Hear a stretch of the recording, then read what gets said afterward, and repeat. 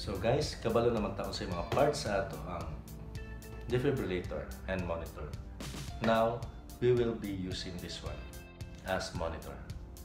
So, put the selector on monitor o ikabit na nato ang atong LEDs to the patient. So, how to connect it to the patient? Simple. So, natay 3 LEDs. The white is right arm or RA. The black is left arm or LA. And the red is for LL or left leg. Okay, so self-explanatory, asa ang left arm, asa ang right arm, asa ang left leg. So, dili na siguro na akong pakita kung asa na siya. Using this monitor, dili na nato kinahanglan ibutang sa arm, dili na nato ibutang. So, magbutang ta og electrode, dikit nato diri sa patient, diri o sa diri. Okay?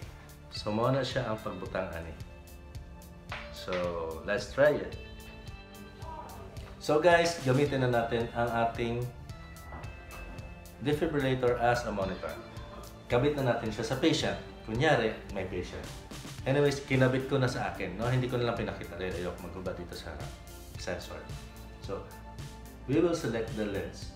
So, instead of paddle, gamitin natin ay ang electrodes. So, select LED 1 or ECG 1. There you go. Naanatay tracing na makita. So, we can select from LED 1, LED 2, and LED 3. Pero LED 2 usually ang ginagamit natin pag nag-monitor ka. So, we just put it on monitor.